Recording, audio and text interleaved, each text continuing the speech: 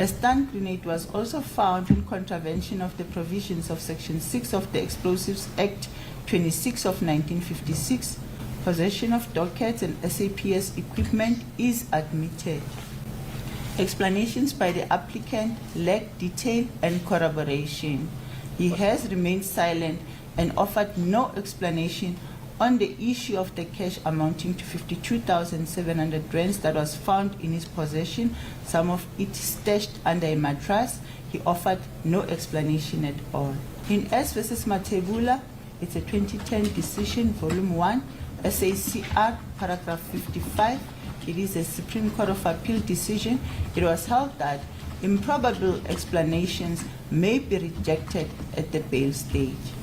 The applicant is a police officer who was, by his appointment as a police officer, placed in a position of trust.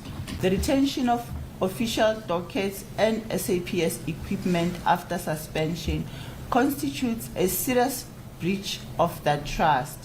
Constitutional balancing. The applicant's right to liberty is acknowledged, but it is not absolute. The interests of justice, including public safety and the integrity of the criminal justice system, outweigh the applicant's personal liberty interests. The applicant's case is characterized by bad denials and unsubstantiated assertions. He has failed to provide a credible explanation for possession of police dockets and SAPS equipment. He has also failed to provide satisfactory evidence of unlawful storage of the firearms and ammunition. He has also not provided any assurances that he will not interfere with the administration of justice. The court finds that the applicant has failed to discharge the onus which rests on him in terms of Section 60 of the Criminal Procedure Act 51 of 1977. The interests of justice do not permit the release of the applicant on bail. The application for bail is therefore dismissed. Isicelo sakho se-bail sinqabiwe phambi kwenkantolo. The Pretoria North Magistrates Court has refused bail to suspended Police Sergeant Vani Ezekiel Nkosi, finding that his release will not serve the interest of justice amid a raft of serious criminal allegations. The ruling, welcomed by the National Prosecuting Authority, comes as Nkosi faces multiple charges linked to firearms, explosives, and alleged abuses of his position within law enforcement. He will remain behind bars pending further investigations. Nkosi is charged with unlawful possession of explosives, several counts of failing to safeguard firearms and ammunition, defeating the administration of justice, theft, and money laundering.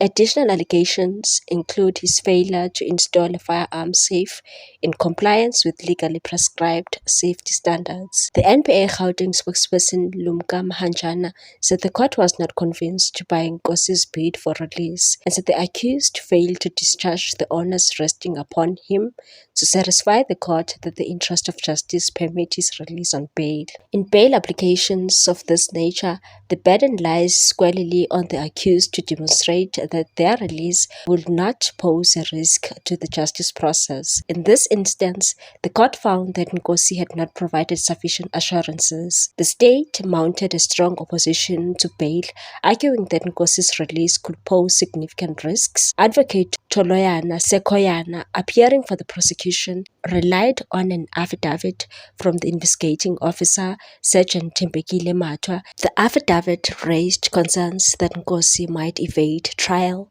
interfere with witnesses, or obstruct ongoing investigations. A key element of the state's argument centered on Nkosi's role as a police officer.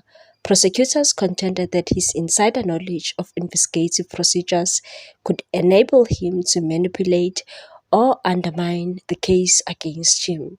The court accepted this reasoning, concluding that his release could compromise both the investigation and the integrity of the broader justice process. Nkosi's arrest stemmed from a targeted police operation conducted on 2 April 2026 at his Pretoria North residence.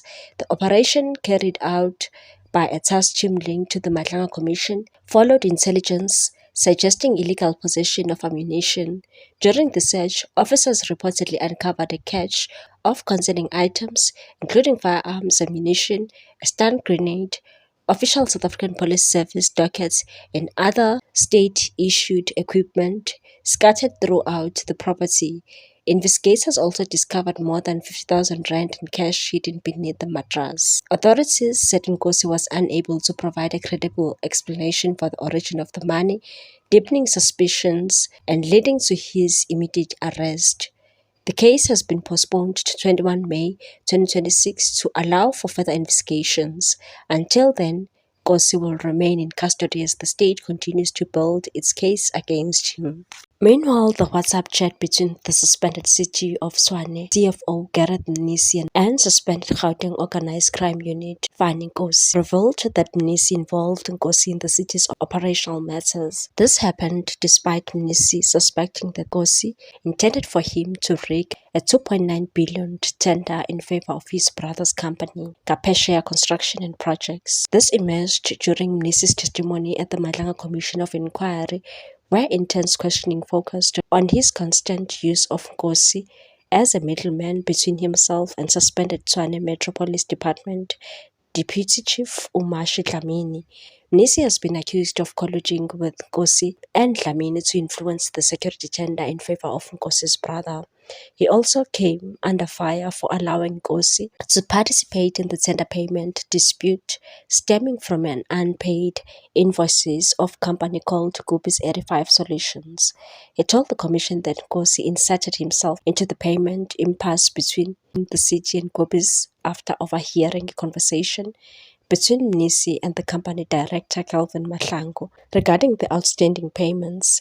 Nkosi testified that he volunteered to call Dlamini regarding the payments for services rendered to the TMPD. According to Nkosi, Mahlangu was demanding payment for outstanding invoices and threatening legal action against the city, which is why Nkosi wanted to assist.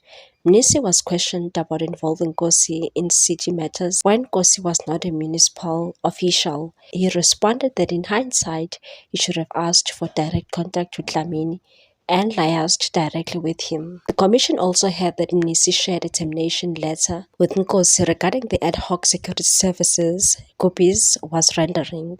He asked Nkosi to forward the letter to Dlamini because he wanted to close the loophole on the Guppies issue. During his recent testimony, CMPD Deputy Chief of Police for Asset Protection and Security Services, Revo Spice, testified that in June 2025, he wrote to Guppies instructing the company to stop the services, effective July 1, citing a lack of approval for the services. Guppies responded by sending him an approval letter for their deployment to the site, signed by a regional supervisor for Asset Protection and Security Services. Spice told the commission that Guppies received 59 million rand and was allocated 37 infrastructure sites, surpassing other service providers in both payment and site allocation. What's your take on this one, people? Thanks for watching. Please subscribe for more news.